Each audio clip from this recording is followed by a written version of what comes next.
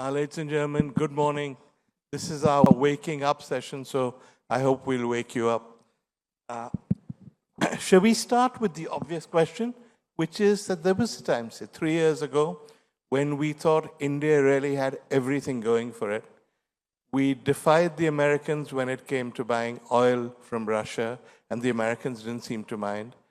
We were looking at Pakistan with contempt. We saw it as a state that had become a pariah, an outlaw, a terror state. Nobody took it seriously.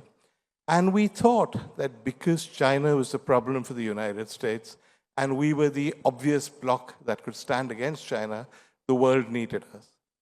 Now, all of that has changed somewhat. I don't think India is still what India always was, but it's changed in terms of global dynamics, in terms of the individuals we're dealing with. Professor, do you think it's changed that dramatically? First of all, thank you, Veer, and thank you, ABP, for having me here. I would say that, look, things, of course, keep on changing. Change is the only constant. And, of course, international politics has changed so much in the last, just in the last 2 years, that it's very difficult to comprehend what was going on before or think about the trajectories that were there before. But I think a lot of things still stand. India is still seen as a land of opportunity, which we have seen by the quoting of so many world leaders just in the span of last 2 months who have come here and who will be coming here. Canadian Prime Minister will be here today. So I think there is a change everywhere. And everyone is responding to the Trump moment in global politics, Trump 2.0 moment. Trump 1.0 moment, everyone thought we have captured. And I think there, perhaps the assessment in India was that we have understood Mr. Trump, and it would be seamless in Trump 2.0 as well. And he's our pal, I think, was the general view. There was a sense that he can be disruptive, but he would not be as disruptive to India as perhaps he would be to other countries. Now, in fact, that has not happened.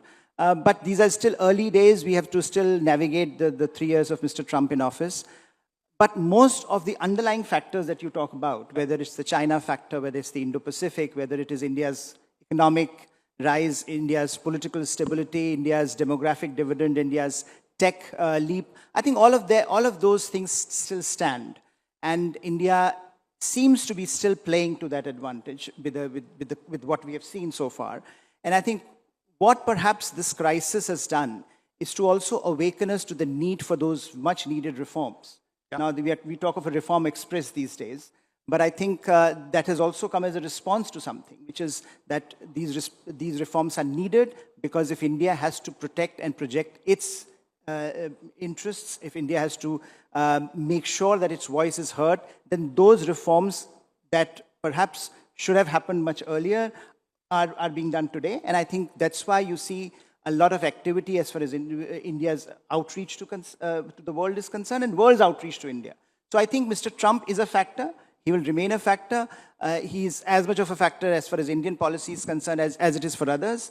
The good thing I think there is that we are not a treaty alliance partner to the US, so there is a difference. We still can hedge our bets, but I do think that this is a moment where India needs to reflect, and what he has done is he has shaken up some of these lazy assumptions that we had about how things would continue to be what they were in the past, and that perhaps has been the wake-up call, wake-up moment, and that should serve us well and should give us advantage if we continue to use this moment to our advantage. Let's just talk a little bit about India and America. The calculations we had about why America needed us, I think, surely are still valid. And yet, the way Trump talks, they don't really need us. What do you think happened? I think American domestic politics changed. And in some ways,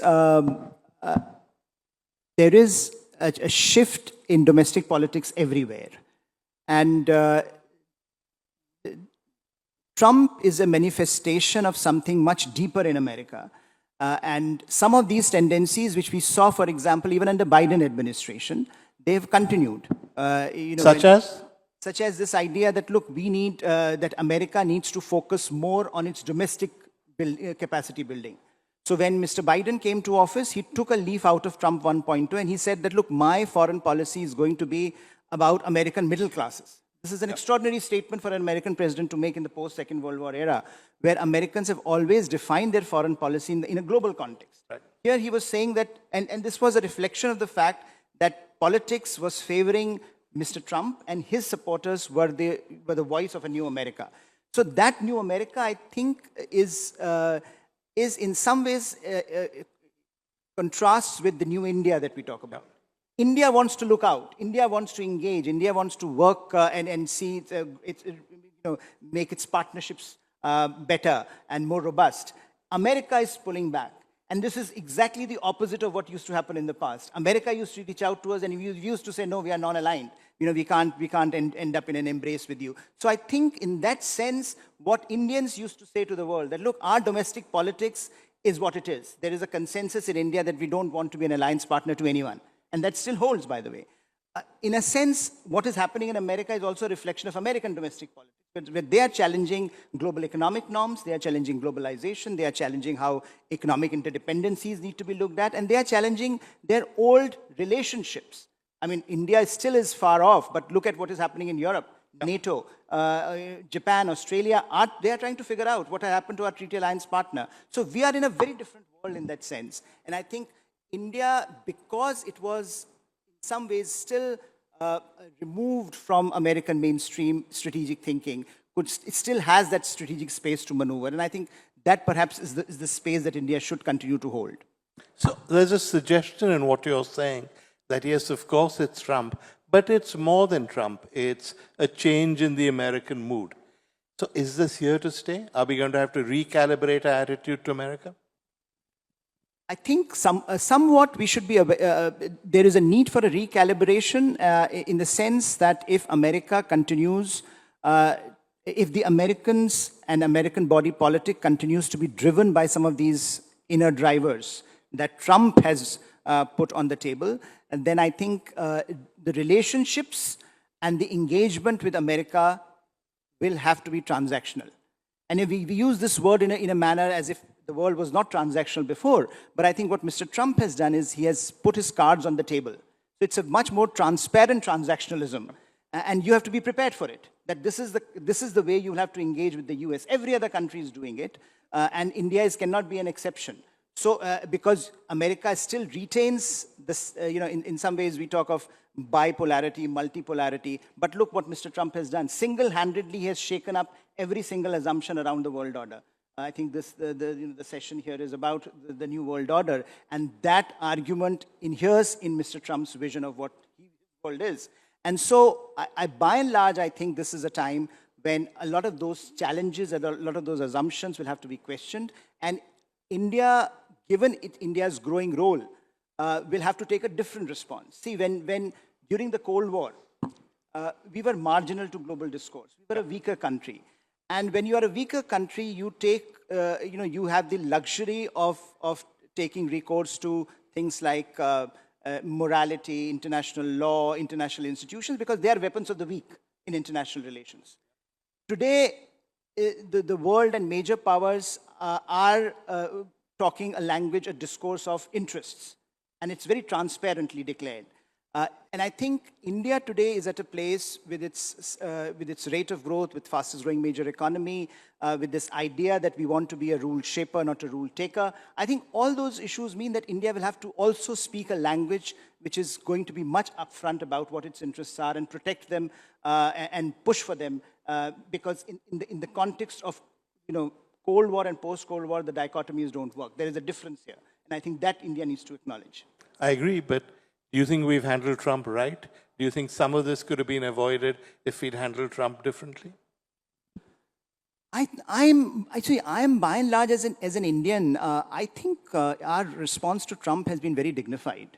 We have not, if you look at, for example, some of the things that other leaders have done, given him crowns and tiaras of gold and genuflecting before him, I think by and large India's response has been very cautious. It has been firm about our red lines. We have been firm about our red lines. And I think this clarity that, look, even if you do things, even if you say things which many in India will find abominable, but Indian government will take a measured response. So we have not gone out of our way to annoy him, because we know that India and America partnership will have to outlast Mr. Trump. So you cannot be in a situation where you destroy the very basis of that relationship.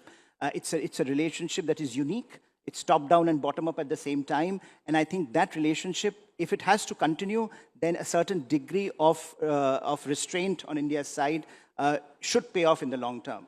But certainly in the short to medium term, there are going to be inflection points that India will have to navigate. And I think we are trying to do that to the best of our abilities. Given what has happened to other countries, particularly American allies, I don't think we have done that badly. Okay. You say that the world is going to be transactional. If you want something from America, you have to give it something in return. And you have to know that unless you do that, nothing is going to happen because this is now open. So explain Pakistan to me. What does Pakistan have to offer America? Why does Trump appear to love Pakistan? Well, I think if one were being facetious, one could have said, this nomination for the Nobel Peace Prize was one thing that they could have done, that they tried to do. But by and large, I think what the Pakistanis have done is to play to his ego. And Pakistanis are very good at it. They have had a long history of working with the American establishment. Yeah. And in some ways, India's growth, India's rise, and America's investment in India's rise over the last few decades should be seen as an anomaly. Because by and large, throughout the Cold War, our experience with the US has been that with Pakistan, they have had a very upfront relationship, a very deep relationship. So the bureaucracies are connected. I think people forget the stand America took in 71 war. So yes, I mean, this is, and these are ultra-realists, Kissinger and Nixon. Yeah. And Pakistan's role in opening China to the US. I mean, these are phenomenal shifts that happened in American foreign policy thanks to Pakistan. So there is certainly a historical memory there that can be operated, and the bureaucracies will fall in, state and the Department of State, War, which is now called Pentagon, will fall in line. But I think India, I don't think has much to worry on that front, partly because if you have the kind of economic disparity between India and Pakistan that exists today, then ultimately India's economic weight would speak out for itself. And in that sense, holding certain red lines as far as India is concerned has been good for India. Now, if you think of Operation Pahalgam, initially all the hullabaloo about how the narrative war is being won by Pakistan, if you see how the narrative is being shaped today and how the realities are coming out today, it's very clear that India's performance in Operation Sindoor was quite good. And in some ways, it put Pakistan on the defensive. Now, that I think one of our chiefs said that ultimately in wars, results have to be shown on the ground, not in the narrative engagement, which in some ways is a reflection that today, Pakistan, with all the challenges that it faces, has to focus on Afghanistan. So, again, what is happening in the last 2 days in Afghanistan, on the Afghanistan-Pakistan frontier, is a reflection that Pakistan has too many challenges, and it has not been able to grapple with those challenges effectively. And as a result, India can be rest assured that the opportunity that India presents will far outlast the challenge that Pakistan has become to the regional and global order. And I think in some ways that should be our policy, that let it see how this pans out. Do you think we pay too much attention to Pakistan as Indians? Absolutely. We're a little too obsessed by them? Absolutely. And they're globally a bit of an irrelevance. It's just unfortunate we have them as a neighbor. It is very, I think our focus should be, China, China, China. And I think our focus, unfortunately, in the large part of public discourse is Pakistan. Yeah. And that takes away from the real challenge that India faces. And this is both positive and negative. Positive insofar as the leaps, you had a session with the Chinese scholar yesterday, and the kinds of technological advancement that China has made should be a lesson for us. The kind of investments they have made in higher education should be a lesson for us. The kind of, looking inwards and building domestic resilience and capacity should be a lesson for us. And we should learn and move on, take a measure of what China is up to. Rather, our focus all the time is on Pakistan and Pakistan's ability to create nuisance. Still, it weighs too much on India. So I think this idea that if you make Pakistan relatively redundant in your foreign policy, that certainly should be the mantra, and that should be the guiding principle of Indian foreign policy, because that ultimately will yield us dividends, which I think are in sync with this idea that India should emerge as a significant power or a developed country by 2047, if that is something that we strive to do. But our obsession with Pakistan suits China, right? We are obsessed with a mosquito when there's a tiger crouching at our doorstep. Absolutely. I think this idea that from the very beginning that China had, that look, India should be boxed in as a South Asian country. And now we have ourselves to blame for boxing ourselves in South Asia because we don't want to get out of this mindset.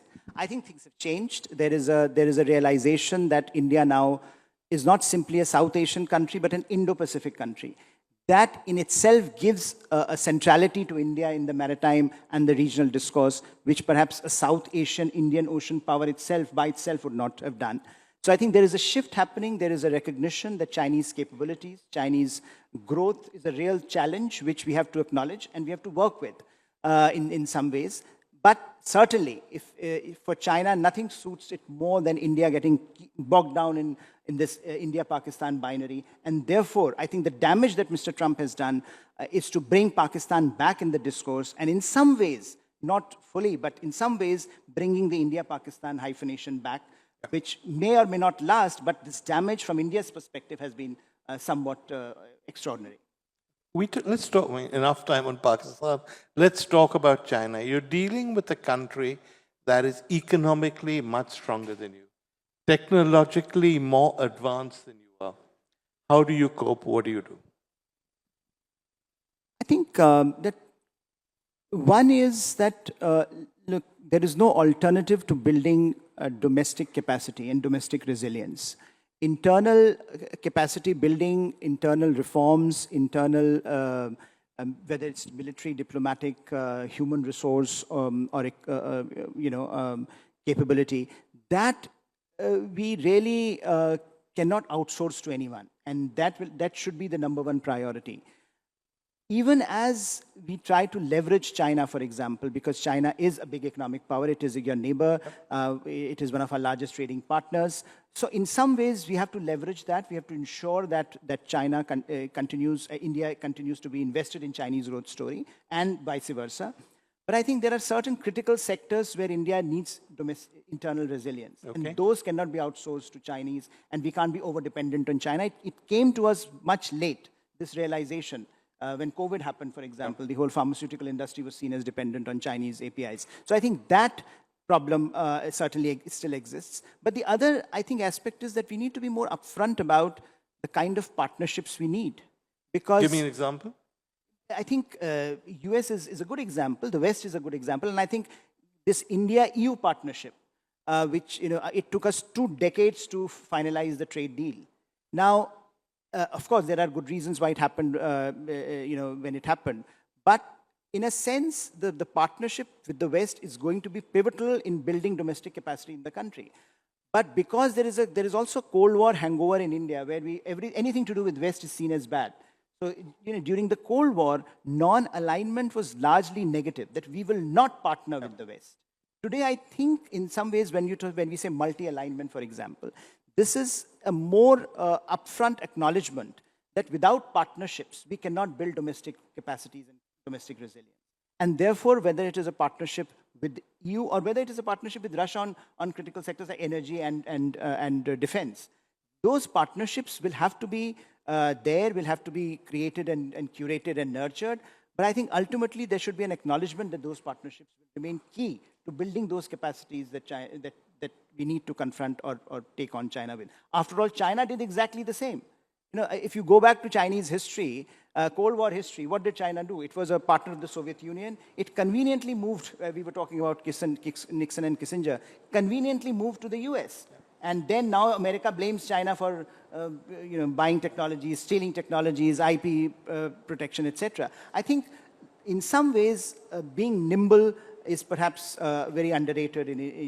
Ideological fixation cannot be the motto in any foreign policy. And therefore, the more partnerships we have, it gives us greater leverage in managing some of the challenges, but also in building critical elements in managing China. Because without that, I think if you think that everything can be done on our own, that certainly is not something that will allow us to map out the China challenge in the near future. I've heard people in the Foreign Office say over the years that the West is, effectively a bloc. The Americans take the lead and the rest of NATO follows. Now, for once, that's not true any longer. So you think that's an opportunity for India? Absolutely. And I think a lot of the things that we are witnessing these days with Europe and the momentum in Europe that has happened, the first Trump administration made Europe realize that they need to think of life beyond Washington. And I think the second Trump administration made it very clear that Europe needs to act. And I think they've started finally acting like the kind of capabilities that they have. It will take them a lot of time. When they say today that we will build domestic defense capabilities, it's a long way off given how far they have come. So I think in that sense, it is going to be a slow process. But it is important for Europe, and it is good for India that we have a Europe that is more strategically autonomous, that is not taking its cue from Washington, and that can decide foreign policy based on merits of what the requirements are at the moment. And therefore, we have seen this uptick in India-EU relationship. And that is also true, by the way, in India-Canada relationship. Yep. From Justin Trudeau to Mark Carney, if you see the change and the shift, a lot of it has to do with Mr. Trump and what he's trying to do in the Western Hemisphere. So his visit today to India and the way he has shifted the discourse on India-Canada relationship is a tribute perhaps to Mr. Trump. So we owe him some gratitude also in terms of how things have changed in various world capitals in India's favor. Now, you've said that while the ascension of Mr. Trump to the presidency is in some ways a reverse for India because of the manner in which he functions, because of his mysterious affection for Pakistan. But it's also a huge opportunity for us because everybody in the world is worried about him and people are taking us more seriously and are looking to us in the future. Is that fair?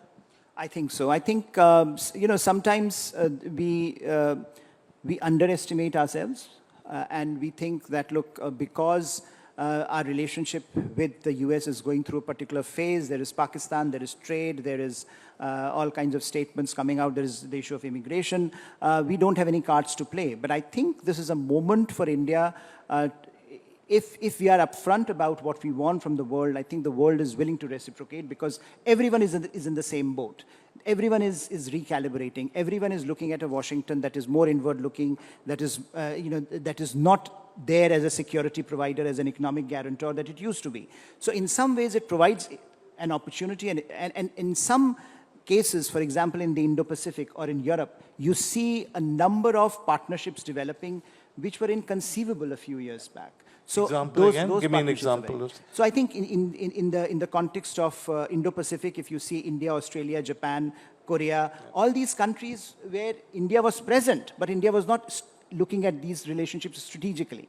Similarly with Europe, we were present. I mean, look at Germany. I mean, German Chancellor's visit earlier this year to India is a reflection of what the changes that are undergoing in Germany. Germany wants to become a strategic player. They want to become a geopolitical player.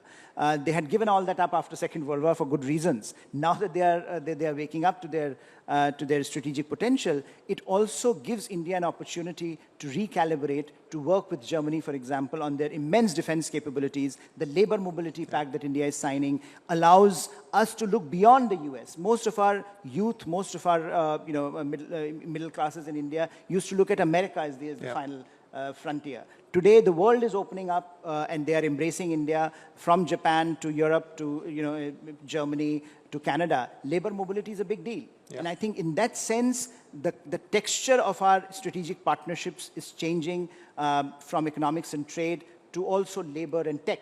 And I think these are the drivers of future geopolitics, and this should position India well in a landscape where demography is going to be a problem, where tech is going to be a problem, tech inequality is going to be a problem, and where talent is going to be in short supply. So I think in those senses, India provides certain assets which very few other countries do, and India is also one of the few countries that can bridge. It's very interesting if you see how many countries are there in the world that are members of Quad and that are members of BRICS. Mm. I mean, it's a very unique combination that you have. And the world apart, continues to buy it. I mean, they are not pressurizing us to say, look, you have to get out of BRICS if you want to deal with Europe, or you have to get out of Quad if you want to deal with BRICS. I think the world recognizes that India offers something unique. Indian proposition is unique. And if that uniqueness can be converted into a strategic advantage, then this is India's moment. Okay, so that gives me the perfect cue for the sort of question that anchors like asking and academics hate answering, which is, you're saying you have a perfect cue. If they made you foreign minister tomorrow, what are the 3 things you would do? Well, I told you it's not the kind of question. No, that's a very, very... no, I think, in some ways, the challenge for India remains, first of all, how do we conceptualize China in our foreign policy? Okay. And I think, in any case, if I'm an academic writing a book on Indian foreign policy, it's striking how everything revolves around China. Yeah. You take any issue, from economics to trade to supply chains to technology to our partnerships, you will have to have a section which will start the China problem. So in a sense, getting China right is perhaps the biggest issue in front of India. Now, what does right mean? It means that you continue to work with China wherever possible, but also you have to build those critical capacities that will not make you over-dependent on China. You know, where China cannot come to us and say, look, I'm turning off these rare earths, and therefore you have to behave in this manner. Okay, I'm going to interrupt you, though I asked you through. You've suggested throughout, and we haven't discussed this fully, you're saying that the answer to handling China is not just looking outwards, it's looking inwards. That the reason they are where they are is because they made the right reforms in higher education, in technology, in being not so dependent on the world. Is that what you're saying? Absolutely. I think all power flows from the domestic rather than external. I mean, the rest of the world can help us. Yeah. But ultimately, we have to find our own source of our strategic aspiration, and that source exists inside India, not outside India. So that would be the first thing you would do. I'm going to sort of, because you're running out of time, suggest the second thing you would do would be to recognize that the nature of American foreign policy is more and more influenced by domestic policy, and it's therefore going to be more openly transactional, so deal with it. Yes, I think and not only America, I think the rest of the world is moving in a direction where everyone wants to talk a language of power and interest. And I think we should be more comfortable in talking about power and interest, which we have not been. Yeah. We are slightly uncomfortable when it comes to power. I know previous ministers have said that, look, we are very uncomfortable when it comes to hard power. So I think in some ways, as the nature of the world changes, we have to continue to change. And finally, since you asked the third one, I think let's make Pakistan irrelevant in our foreign policy by not talking about it constantly. Yeah, what happens if they launch a terrorist attack? We can't ignore them. Then we respond, but I think it can't be the driving principle of Indian foreign policy that we have to tackle. You can create a deterrence model vis-a-vis China, and that vis-a-vis Pakistan, and I think that should take care of Pakistan for the foreseeable future, because if you get distracted with Pakistan, then I think a lot of the things that you want to build and that you want to curate and create in India, that will certainly become a sideshow, which should not happen. So look beyond Pakistan, handle China, accept that foreign policy in the world has changed, and finally treat this whole Trump thing as an opportunity, because the rest of the world is now more interested in India? Yes. Okay. Thank you. Thank you for summing it up so nicely. Thank you, Professor. Thank you, ladies and gentlemen.